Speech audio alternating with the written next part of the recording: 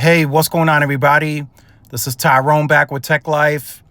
Article comes to you guys from Mike over at Light Reading. I'll leave a link to it in the description so you guys can check it out.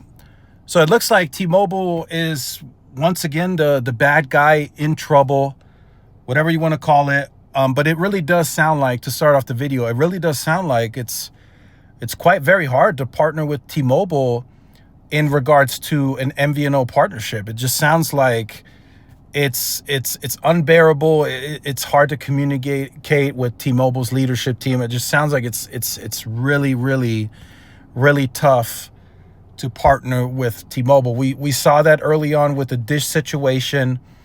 Dish immediately pivot over to AT&T, and now most newer customers that are on the MVNO part of the service, right, that are not a part of the or that are outside of the Dish native coverage, most of them now are receiving SIM cards to move over to the AT&T network. And then we had another company, I think it was called Lika Mobile. I hope I'm saying that right. They also complained against T-Mobile, very hard to partner with. And now there's another company called Rockstar Wireless, which was one of the first companies that signed up for T-Mobile's MVNE, a mobile virtual network enabler that T-Mobile launched. I think it was called like Our Wireless, Your Name, or something like that. And now this company is asking for T-Mobile to reimburse them for $165,000 that it spent on the Your Wireless, Our Name offering. And then they're also requesting T-Mobile to offset some of the $3.8 million spent on marketing efforts that were rendered ineffective due to a platform failure. So it was some kind of issue at the core or whatever. And of course, T-Mobile officially declined to comment on the matter because it'll very likely end up being a legal matter. So there's going to be lawyers involved. And so you got to be very careful what you say, publicly from a PR perspective. So T-Mobile is not going to comment until all of the legal issues are ironed out and they get them fixed.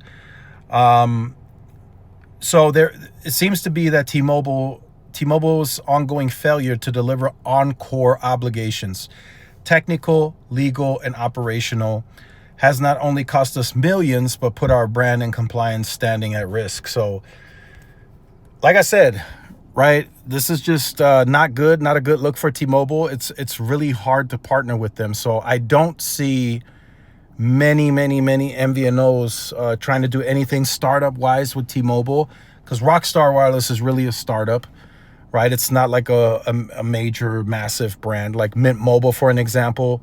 I believe they were an MVNO of T-Mobile's, and that didn't seem to have any issues. And we all know, that ended up being purchased by T-Mobile. So maybe, T-Mobile just wants to partner with bigger players that they can end up purchasing somewhere down the line. Maybe that's a possibility. But Rockstar Wireless, I believe I was reading a while back that they only had like 30,000 customers and growing, but they're running into issues. They're running into issues with the T-Mobile core obligation. And when you don't have that support, it's really, really, really hard to get off the ground. And I understand both sides. T-Mobile is like, yeah, we have the capacity, let's take on these MVNOs, but they also don't want their customers to end up at these MVNOs on the same network, right? So the only carrier in the space that has gone really, really, really big on the MVNO is really Verizon, right? They pivoted very early, I think back in 2017, 2018. They took on cable, even with an LTE network that was already loaded.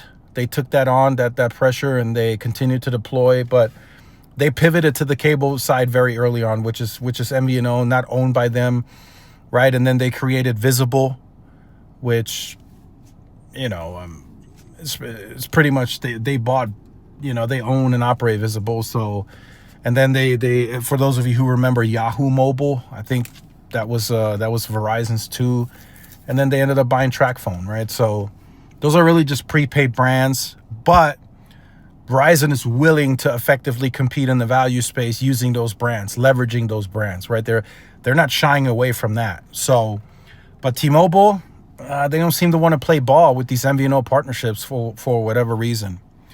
So let me know your thoughts in the comments on this. Like, share, subscribe, and I'll see y'all in the next one. Peace.